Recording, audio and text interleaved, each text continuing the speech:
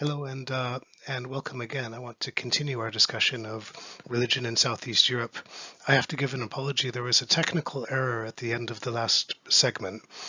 In my excitement to make the final point, I hit a button that cut off the video.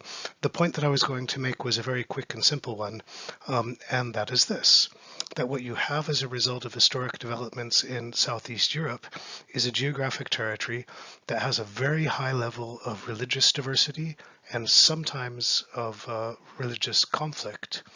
Uh, where there is conflict, it is very often a result of the fact that there is a very high level of association between religious and political identities. You might want to ask why there is a high level of association between religious and political identities, and part of the answer for that lies in the ways in which governance was practiced by the different empires that controlled over a long time most of the territory of Southeast Europe. And let me try to illustrate this for you with a couple more maps. First, let's look at the Ottoman Empire. And the map here is showing the Ottoman Empire at its largest extent, reaching through, it controlled then parts of Hungary, parts even of Austria. So this was the most territory that was ever controlled by the Ottoman Empire.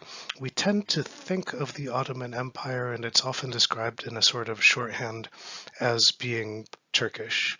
But the rulers of the Ottoman Empire did not think of themselves as Turkish. They thought of Turkish people as peasants living in Anatolia. So the national identity of being Turkish is something that develops later. They thought of themselves as Ottomans who were the carriers of civilization, and in particular Islamic civilization, to the parts of the world that they controlled. And religion was very strongly associated with practices of governance. So the population in the territories that were controlled by the Ottoman Empire were divided into religious communities called millets. The Christian community was formed what was called the Rum millet. So Rum being a word signifying Roman, they thought of all Christians as being Roman. And each of these millets was self-governing. That is, in the communities, they had the responsibility of collecting taxes, of recruiting people to be sent for military service, for education. They were relatively autonomous, and relatively autonomous in terms of religious service as well.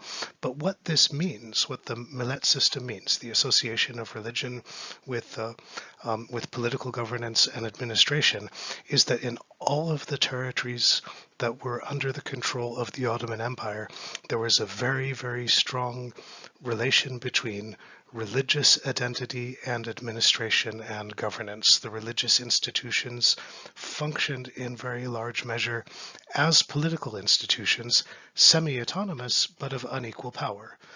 The dominant religion, the official religion of the Ottoman Empire, was the Islamic religion, and the Islamic groups were more privileged, the other groups less privileged within the Ottoman Empire. If you want to look at the other major empire that controlled a lot of territory in the region, this was the Austro-Hungarian Empire, and here you see the largest extent of territorial control of the Austro-Hungarian Empire. The Austro-Hungarian Empire was also an empire with an official religion. The official religion of the Austro-Hungarian Empire was Catholicism. Over time, it tended to develop and liberalize and to provide a greater measure of equal rights, rights to political and civic participation to members of other religions, including Muslims, Jewish people, Orthodox Christians, and so on. But there was no question as to which of the religions was official, which of the religions was dominant. And so a practice developed in the Ottoman territories of largely favoring the Catholic populations, putting them in an advantaged position, putting them in a position of where they were accustomed to rule.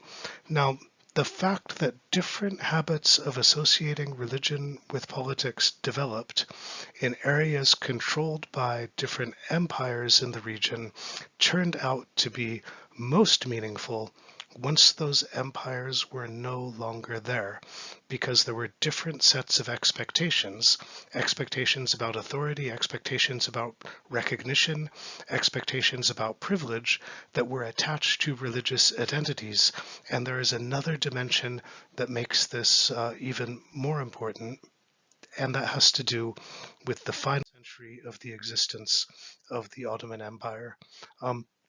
In the Ottoman Empire, under the millet system that I've just described to you, there was originally one Christian community, the Rum or Roman millet, of which the head was the head of the church, who was also a state official of the Ottoman Empire, based in Istanbul.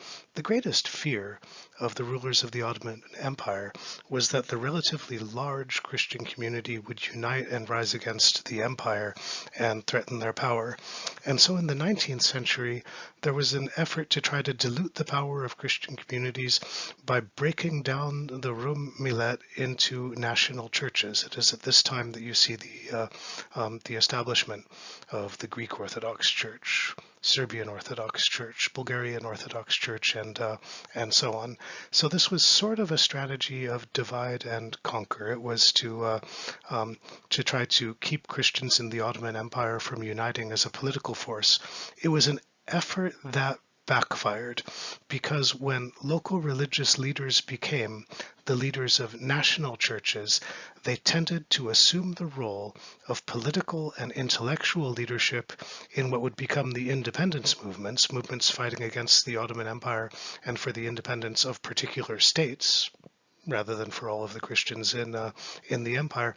So what this means is that in territories that were controlled and over the course of the 19th and early 20th centuries gradually lost by the Ottoman Empire, the association between religious identity, particularly Orthodox religious identity, and the importance of national identities, national movements, and over time, eventually the independence of states, is of marked and pronounced importance.